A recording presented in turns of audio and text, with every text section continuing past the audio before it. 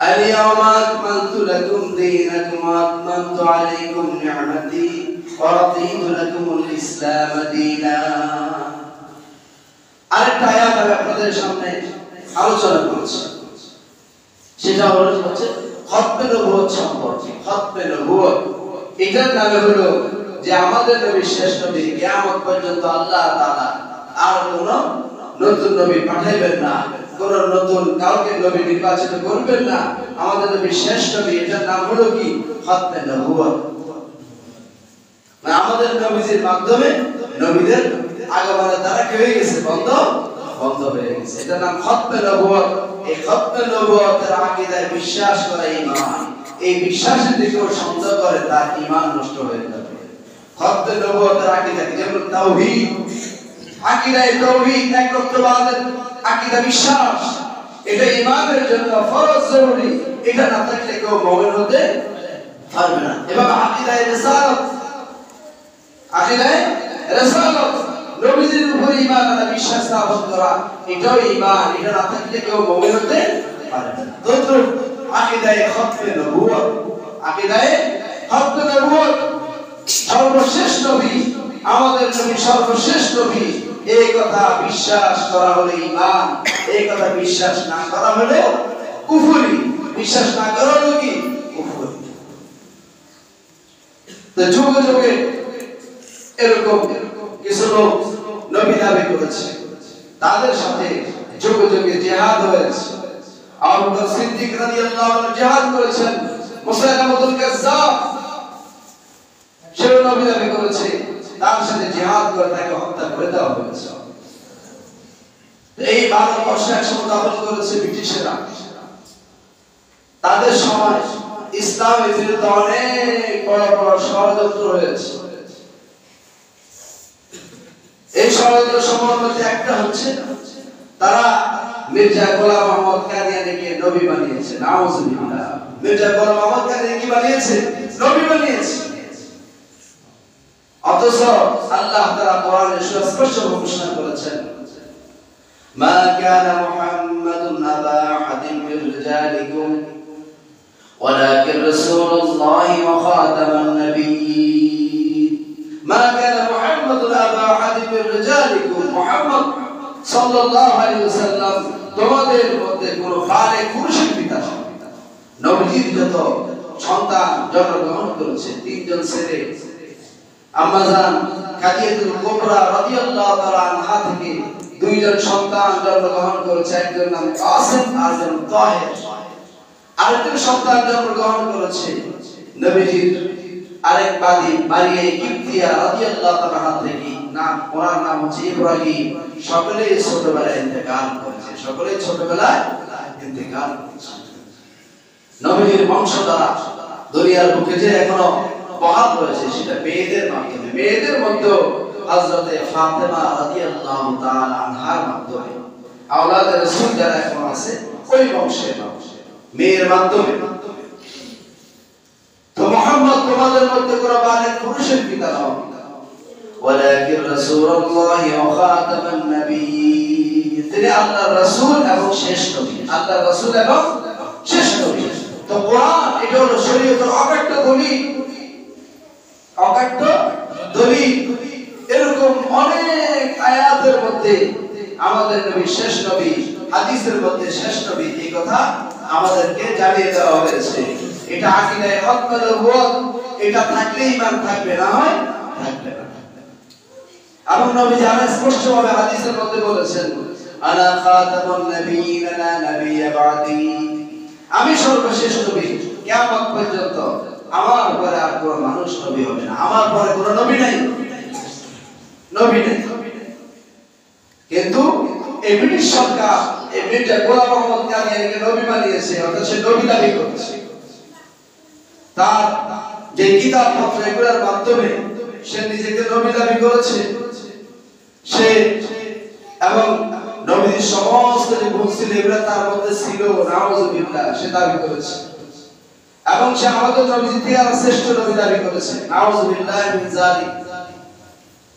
আর যে কোনো ফিতনা বের হয়, তার কিছু অনুসারী হয়, তার কিছু কি হয়? অনুসারী। মির্জা গোলাম আহমদ কাদিয়ানীর কিছু অনুসারী রয়েছে। যখন সে দাবি করেছে, তখন যারা আল্লাহকে মহব্বত করে, আল্লাহ রাসূলকে মহব্বত করে, যারা ঈমানদার, তাদের কর্তব্য হয়ে যায় এরকম কুফরি মতবাদের আকীদায়ে খতমে নবুয়ত বিরোধী যারা কথা বলে, তাদের মোকাবেলা করা এটা মুমিনদের ঈমানি দায়িত্ব হয়ে যায়। এটা মুমিনদের কি হয়ে যায়? ঈমানি দায়িত্ব হয়ে যায়। এরপরে এই মির্জা গোলাম আহমদ কাদিয়ানী তাদের বিরুদ্ধে মোকাবেলা হয়েছে।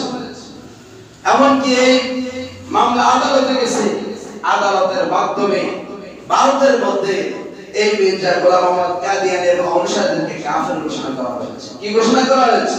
কাফের ঘোষণা করা হয়েছে।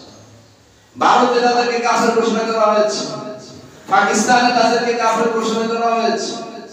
এখন প্রশ্ন হলো, হিন্দুরাও তো কাফের, বৌদ্ধরা কাফের, খ্রিস্টানরা কাফের, এরকম অনেক বিজাতি আছে যারা তাওহীদে বিশ্বাসীরা কাফের, এদেরকে কাফের ঘোষণা করার কথা বলেন না। কাদিয়ানীদেরকে কেন কাফের ঘোষণা করার জন্য উলামায়ে কেরাম যুগ যুগ ধরে সকল সরকার আমলে আন্দোলন করে যাচ্ছে, এরকম ভাবে আপনার দাবি জানিয়ে যাচ্ছে। তার কারণ হচ্ছে হিন্দু যে অমুসলিম এটা সবাই জানে, খ্রিস্টান অমুসলিম সবাই জানে, ইহুদি অমুসলিম সবাই জানে। তারাও নিজেরাও নিজেদেরকে মুসলিম দাবি করে না, আমরা খ্রিস্টান, আমরা হিন্দু, এটাই বলে।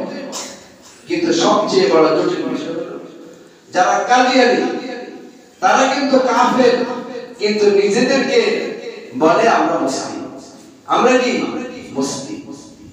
তাদের নাম দিয়েছে আহমদিয়া মুসলিম জামাত। আহমদিয়া মুসলিম জামাত নাম দিয়েছে। দেখেন, তাদের নাম দিয়েছে কি? আহমদিয়া মুসলিম জামাত, কাদিয়ানী না। অথচ তাদের লিডার বলেছে এবং তার ছেলে মির্জা গোলাম কাদিয়ানী ছেলে বলেছে যে মুসলমানদের সাথে আমাদের মাঝে পার্থক্য আছে, বুঝেছেন? তাদের আল্লাহ তাদের খোদা আমাদের খোদা এক নয়, আউযুবিল্লাহ। এভাবে তাদের নামাজ, তাদের রোজা, তাদের ধর্ম কিছু এক নয়, ভিন্নতা। আর বাস্তবতাও আছে। কাদিয়ানীদের আলাদা মসজিদ, তারা যে মুসলিম হইতো তারা আলাদা কি মসজিদ করতো, তাদের আলাদা মসজিদ, তাদের মূল কেন্দ্র হলো ওই চক বাজারে, বকশিবাজার কেন্দ্র। তাদের আলাদা মসজিদ, আলাদা ইমাম, তাদের আলাদা নামাজ।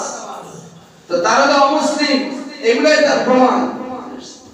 মন হচ্ছে তারা যারা অনুসারী সে নিজেকে নবী দাবি করছে, অথচ আমাদের নবীর পরে আর কোন নবী নাই, নবী দাবি করছে।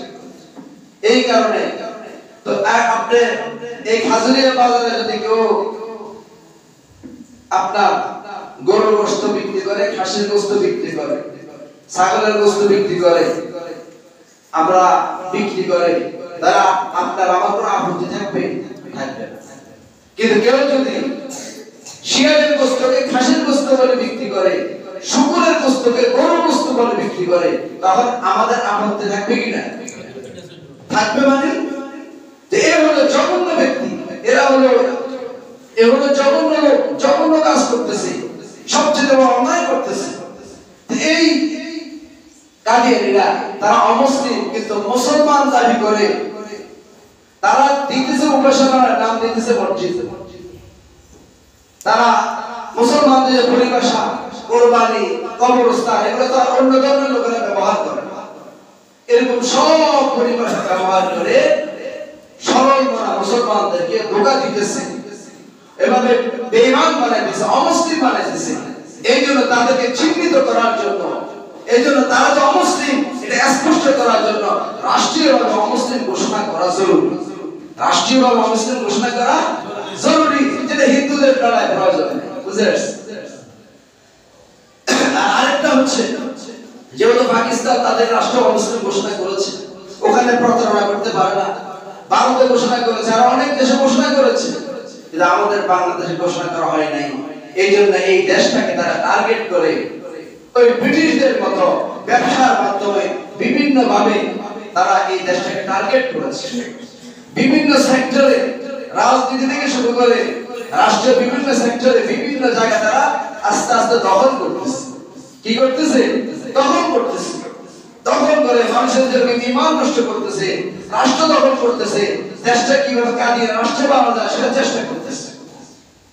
এবং ওলামায়ে কেরাম তাওহীদি জনতা যতই তাদেরকে অমুসলিম ঘোষণা করার জন্য যত বড় সমাবেশ করো, যত প্রমাণ পেশ করো, যত দাবি জানা, সরকার প্রধান এতে কি করে না, আগায় না। কেন?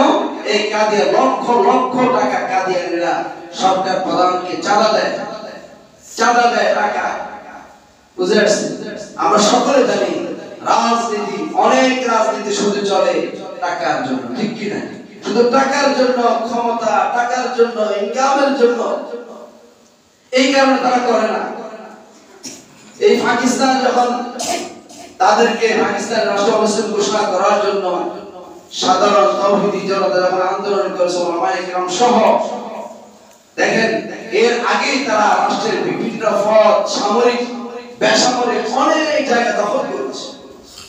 আল্লামা ইউসুফ মানি রহমাতুল্লাহ নেতৃত্বে যখন সরকারের বিরুদ্ধে তীব্র আন্দোলন গড়ে তুলেছে কাদিয়ানিদেরকে রাষ্ট্রীয়ভাবে অমুসলিম ঘোষণা করার জন্য, সেই দিন তাদের এই সাধারণ মানুষের বিরুদ্ধে গুলি চালিয়ে 10,000 মুসলমানকে শহীদ করেছে।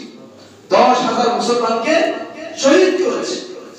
আর সকলে শহীদ, কারণ এখানে কোন দুনিয়াবি স্বার্থের জন্য আন্দোলন নয়, এটাই আল্লাহর মহব্বতে, আল্লাহ রাসূলের মহব্বতের আন্দোলন। এই আন্দোলনে মারা গেলেও শহীদ, এই আন্দোলন মারা গেলেও নাজাত। 10,000 মুসলমানকে শহীদ করেছে। তো কেন মুসলমান, রাষ্ট্র ক্ষমতার মুসলিম, সব মুসলিম কেন এত লোককে হত্যা করলো? কাদিয়ানিরা রাষ্ট্রের বিভিন্ন পর্যায়ে দখল করেছে, বিভিন্ন পর্যায়ে তারা চলে গেছে। এখন আমাদের দেশে এই অবস্থা, এখন আমাদের দেশে কি এই অবস্থা? এরকম ভাবে সব সরকার আমল ওলামায়ে কেরাম দলিল প্রমাণের মাধ্যমে কিতাবে লেখা হয়েছে এই কাদিয়ানিদের ব্যাপারে, কিন্তু কারো মন করে না। তো সব সময় করে আসছে। আগামীকাল কত তারিখ? 15ই নভেম্বর ঢাকা সোহরাওয়ার্দী উদ্যানে এই কাদিয়ানিদের রাষ্ট্রীয় বা মুসলিম ঘোষণার দাবিতে বিশাল সমাবেশের আয়োজন করেছে ওলামায়ে কেরাম। যত খতবে নবুয়তের যত সংগঠন আছে সম্মিলিতভাবে সকলে আয়োজন করেছে। এখানে ভারত, পাকিস্তান, মক্কা শরীফ, পৃথিবীর বিভিন্ন দেশ থেকে ওলামায়ে কেরাম আসতেছে। দারুল দেওবন্দের মুহতামিম সাহেব থেকে শুরু করে এরকম ভাবে অনেক ওলামায়ে কেরাম চলে আসছে। তো এটা হলো ঈমানের দাবি। এটা হলো কিসের দাবি? ঈমানের দাবি। এই দাবি বাস্তবায়নের জন্য আমাদের সকলের অংশগ্রহণ করা জরুরি। সকলের অংশগ্রহণ করা জরুরি। এজন্য পোস্টারিং করা হয়েছে, লিফলেট বিতরণ করা হয়েছে। তাদেরকে অমুসলিম ঘোষণা করা অপরিহার্য কেন? এটার একটা যুক্তি আমি আপনাদের সামনে পেশ করেছি। এইজন্য আমাদের সকলের যাওয়া জরুরি। আমরা যেভাবে পারি যাওয়ার চেষ্টা করি, যেভাবে পারি যাওয়ার চেষ্টা করি। আমাদের বাসা থেকে আমাদের বড় হুজুর আর অন্যান্য হুজুরা যাবে। 2-3টা সিট খালিও আছে, 1000 টাকা করে নেয়। তো যাদের যাওয়ার প্রবল ইচ্ছা যোগাযোগ করতে পারবে। তো এই আমাদের সকলে সচেতন হওয়া, অন্যদেরকে সচেতন করা, এটা আমাদের ঈমানি কর্তব্য।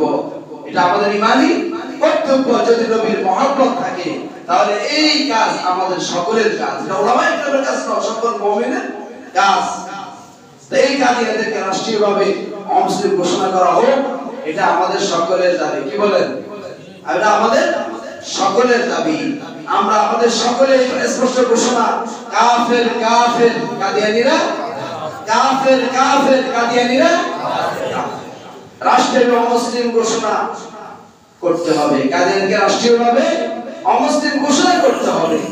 নবীর পরে নবী নাই, সংসদে আইন চাই। আমরা সব সময় এই কথা বলে যাচ্ছি, এটা আমাদের সকলের প্রাণের দাবি। যে সরকার কাজে রাষ্ট্রীয় মুসলিম ঘোষণা করবে, আল্লাহ তাআলা হয়তো এই উসিলা তাদেরকে নাজাত দান করবে। আল্লাহ তাআলা এই উসিলা তাদেরকে নাজাত দান করবে, মুক্তি দান করবে। আল্লাহ তাআলা আমাদের সবাইকে এই দাবিতে আমাদের সবাইকে সচেতন হওয়ার, অন্যদেরকে সচেতন করার এবং সর্বত্র সহায়তা করার তৌফিক দান করুন। ওয়া আখিরু দাওয়ানা আলহামদুলিল্লাহি রাব্বিল আলামিন।